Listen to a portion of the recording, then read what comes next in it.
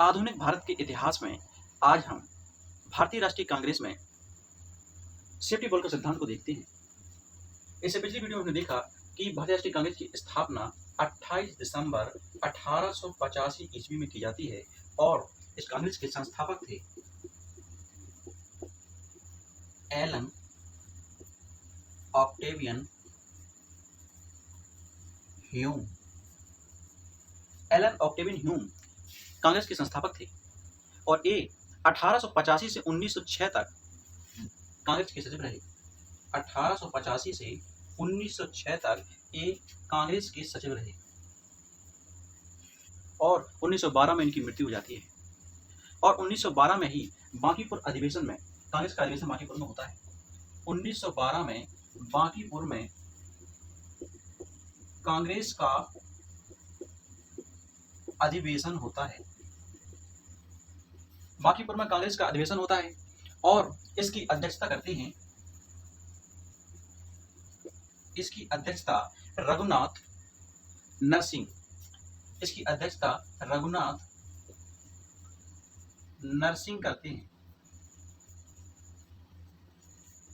और इस अधिवेशन में ए.ओ. ह्यूम को यानी एलन ऑक्टेवियन ह्यूम को कांग्रेस का राष्ट्रपिता या पितामह घोषित किया गया। इसका कांग्रेस का पितामह एलन ऑक्टेवियन ह्यूम को घोषित किया गया। इसी बांकीपुर अधिवेशन में कांग्रेस का पितामह ए.ओ. ह्यूम को घोषित किया गया और 1912 में इनकी मृत्यु हो गई। 1913 में इनकी जीवनी लिखी गई और इनकी जीवनी विलियम बेडन बर्न ने लिखी थी। अगर हम इनकी जीवनी की बात करें तो 1912 में तो एलन ऑक्टेवियन ह्यूम की मृत्यु हो गई और 1913 में इनकी जीवनी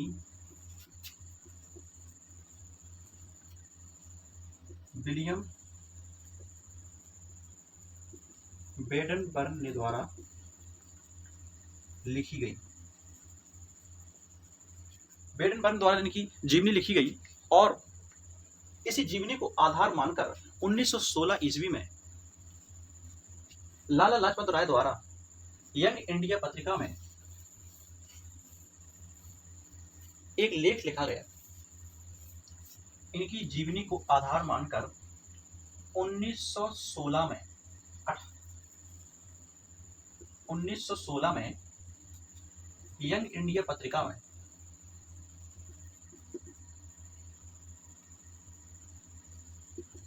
यंग इंडिया पत्रिका में एक लेख लिखा गया। यंग इंडिया पत्रिका में एक लेख लिखा गया और इसमें कहा गया कि एक कांग्रेस की स्थापना लॉर्ड डफरिन के दिमाग की उपज थी। एक कांग्रेस की स्थापना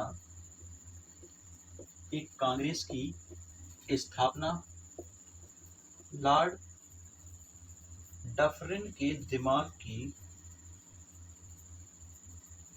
उपज थी और ए.ओ. ह्यूम की अगर हम बात करें तो जब शिमला मीटिंग हुई थी 1878 ईस्वी में, शिमला मीटिंग 1878 ईस्वी में हुई थी तो इसमें ए.ओ. ह्यूम ने वायसरा को एक गुप्त रिपोर्ट सौंपी थी जो कि 9 वॉल्यूम की थी। ए.ओ. ह्यूम ने वायसराय को एक गुप्त रिपोर्ट सौंपी थी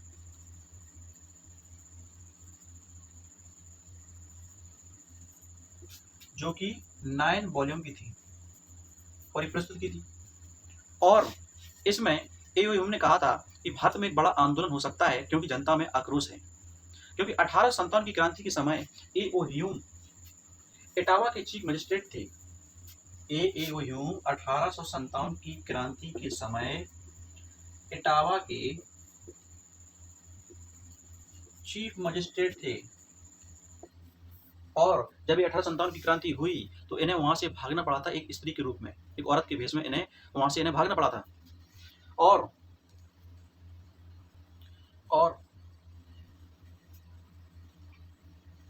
लॉर्ड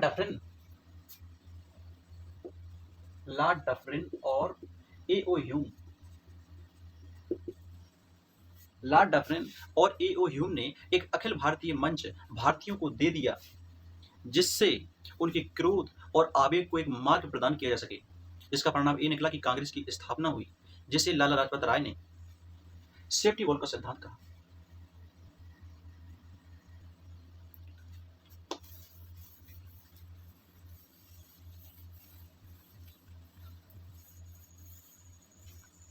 यानी लॉर्ड डफरिन और एओ ह्यूम ने मिलकर एक अखिल भारतीय मंच भारतीयों को दे दिया, जिससे उनके क्रोध और आवेग को एक मार्ग प्रदान किया जा सके, जिसका परिणाम ये निकला कि कांग्रेस की स्थापना हुई। और कांग्रेस की स्थापना पता है कि 28 दिसंबर 1885 ईस्वी में हुई। और इस कांग्रेस का अधिवेशन जब पहली बार प्रथम अधिवेशन बंबई में हुआ, जब कांग्रेस का प्रथम अधिवेशन बंबई में हुआ, ये 1885 ईस्वी में हुआ। और इस प्रथम अधिवेशन में भारत सरकार के जो मुख्य सचिव थे, जो भारत सरकार के जो मुख्य सचिव जो हेनरी कॉटन थे और सिविल सेवक वेडरबर्न और सिविल सेवक वेडरबर्न, इन्होंने इसमें भाग लिया था, यानी ये प्रथम अधिवेशन में शामिल हुए थे। इसके बाद जब दूसरा अधिवेशन हुआ 1886 ईस्वी में, इसके बाद 1886 ईस्वी में जब कलकत्ता में अधिवेशन हुआ, तो इसमें कांग्रेसियों को लॉर्ड डफरिन ने गार्डन पार्टी दी थी और इनका स्वागत किया था। इसमें क्या किया? इसमें लॉर्ड डफरिन ने गार्डन पार्टी दी थी और कांग्रेसियों का स्वागत किया था।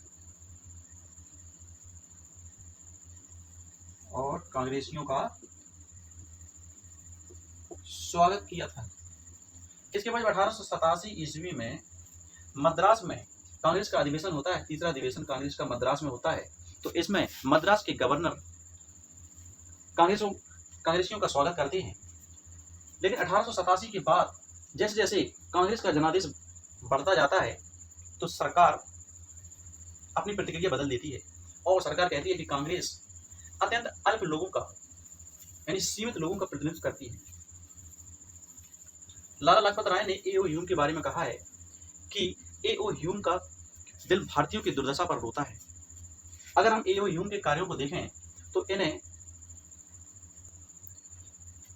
तलत चालक के रूप में चुना गया है। एओ ह्यूम को तलत चालक के रूप में चुना गया है और इन्हें सर्वसामान्य नेता, यानी सर्वसामान्य नेता कहा गया है, माना गया है, या सर्वमान्य नेता। इन्हें सर्वमान्य नेता के रूप में चुना गया है।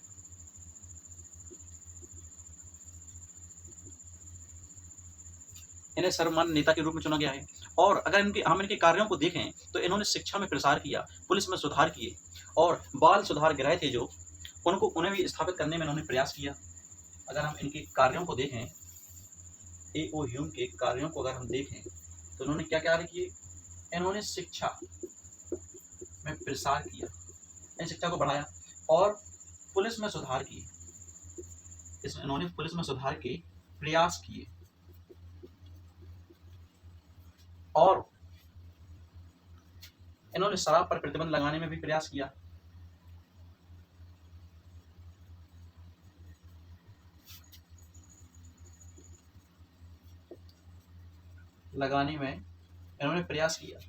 इसके साथ साथ इन्होंने बाल सुधार गृह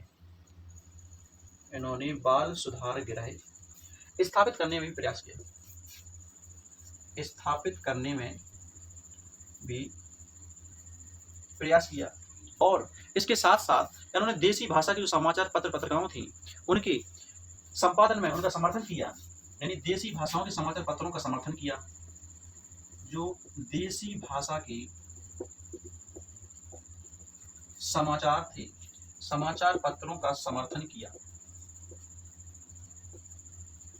और इसके साथ साथ इन्होंने जो भारतीय शिकारी पक्षी ग्रंथ है उसे अपने खर्चे से लिखवाया, इसलिए इन्हें भारतीय पक्षी विज्ञान का पिता कहा जाता है। इन्होंने भारतीय शिकारी पक्षी ग्रंथ स्वयं अपने पैसे से लिखवाया, स्वयं अपने खर्चे पर लिखवाया, इसलिए इन्हें भारतीय पक्षी विज्ञान का पिता कहा जाता है। इन्हें भारतीय पक्षी विज्ञान का पिता कहा जाता है। इन्हें भारतीय पक्षी विज्ञान का पिता कहा जाता है। और इन्होंने 1882 ईस्वी में एक हिंदुस्तान पत्र, जिसे पीपुल्स फ्रेंड के नाम से इन्होंने इसका प्रकाशन शुरू कर दिया। 1882 में हिंदुस्तान पत्र, जिसे लोकमित्र या पीपुल्स फ्रेंड के नाम से इसका पत्र का प्रकाशन शुरू किया। इसके बाद इन्होंने एक एन ओल्ड मैन होप के नाम से भी एक पत्र का, जैसे बूढ़े आदमी की आशा, एन ओल्ड मैन होप के नाम से, एक बूढ़े आदमी की आशा के नाम से, इसमें इन्होंने भारतीयों की दुर्दशा पर सरकार को चेताया है और भारतीय युवाओं को जागृत होने के लिए उनको संघर्ष की प्रेरणा भी दी है।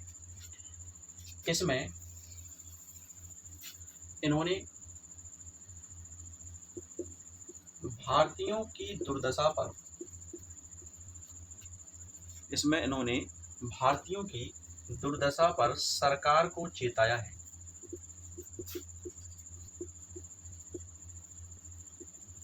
और जो भारतीय युवा हैं उनको जागृत होने के लिए, जो भारतीय युवा हैं, भारतीय युवाओं को जागृत होने के लिए संघर्ष की प्रेरणा दी, संघर्ष की उनको प्रेरणा दी इन्होंने। और इसके बाद हम देखते हैं कि जो भारतीय राष्ट्रीय आंदोलन है उनको 3 भागों में बांटा गया है।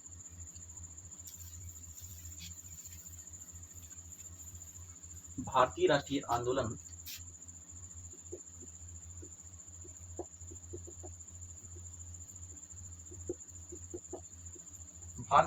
आंदोलन को 3 भागों में बांटा गया है, जिनमें पहला है उदारवादी चरण, जिसमें नरमपंथी विचारधारा के लोग हैं।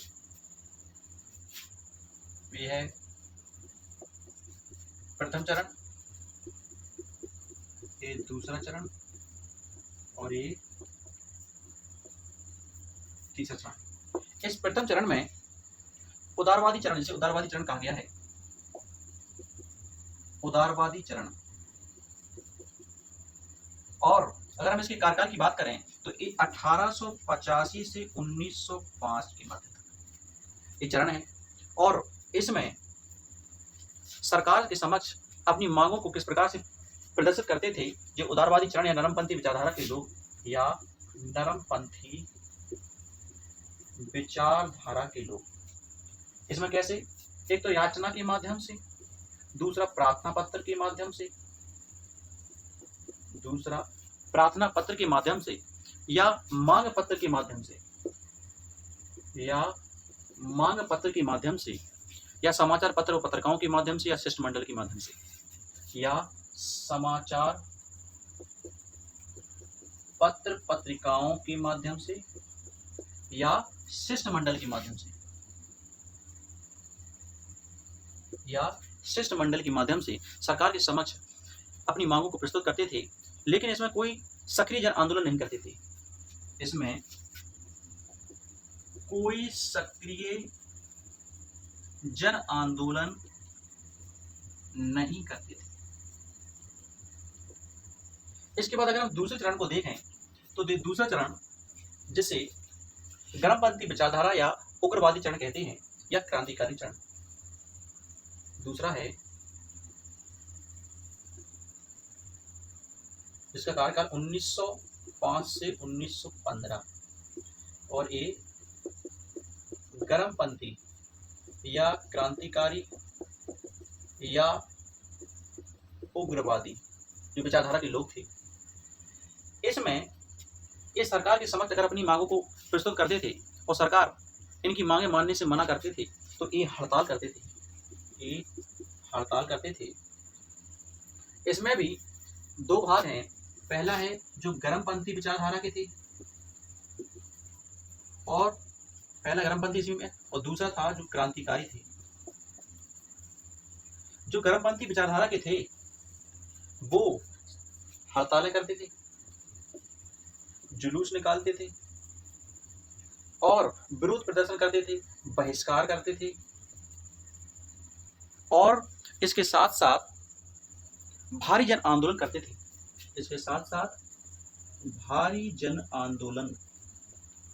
लेकिन अहिंसात्मक तरीके से।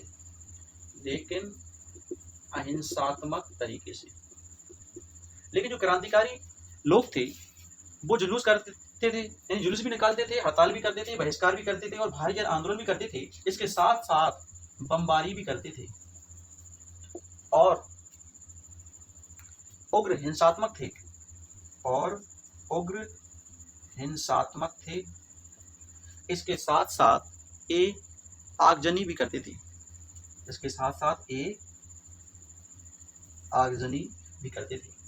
इसके बाद हम देखते हैं तीसरे चरण को, और इस तीसरे चरण को गांधीवादी चरण कहा गया है। इसका कारण अगर हम कार्यकाल को देखें तो 1915 से 1947 के मध्य, जिसमें सत्य, अहिंसा और सत्याग्रह शामिल है। तो हमने भारतीय राष्ट्रीय आंदोलन के तीनों चरणों को देखा, जिसमें हमने पहले चरण को देखा जिसमें उदारवादी चरण या नरमपंथी विचारधारा के लोग थे, जो सरकार के समक्ष अपनी बातों को या तो याचना के माध्यम से या मांग पत्र के माध्यम से रखते थे, या प्रार्थना पत्र के माध्यम से, या समाचार पत्र पत्रिकाओं के माध्यम से, या शिष्टमंडल के माध्यम से, लेकिन इसमें कोई सक्रिय जन आंदोलन नहीं करते थे। इसके बाद दूसरा चरण है गर्मपंथी विचारधारा, जिसे क्रांतिकारी या उग्रवादी चरण भी कहते हैं। इसमें जो गर्मपंथी विचारधारा के लोग थे वो हड़ताल करते थे, जुलूस निकालते थे, बहिष्कार करते थे और भारी जन आंदोलन भी करते थे, लेकिन अहिंसात्मक तरीके से। लेकिन जो क्रांतिकारी लोग थे वो हड़तालें भी करते थे, जुलूस भी निकालते थे, बहिष्कार करते थे, भारी जन आंदोलन भी करते थे, लेकिन ये उग्र हिंसात्मक थे, ये आगजनी करते थे, ये बमबारी करते थे। इसके बाद हमने देखा कि तीसरा चरण जो जिसे गांधीवादी चरण कहा गया है, इसमें सत्य, अहिंसा और सत्याग्रह। इसके अगर हम कार्यकाल की बात करें तो ये 1915 से 1947 के मध्य। प्रथम चरण 1885 से 1905 और दूसरा 1905 से 1915 और तीसरा 1915 से 1947। इसके बाद हम नेक्स्ट वीडियो में देखेंगे उदारवादी चरणों को। तो मिलते हैं नेक्स्ट वीडियो में। यदि वीडियो अच्छी लगी हो तो चैनल को लाइक करें, सब्सक्राइब करें। धन्यवाद।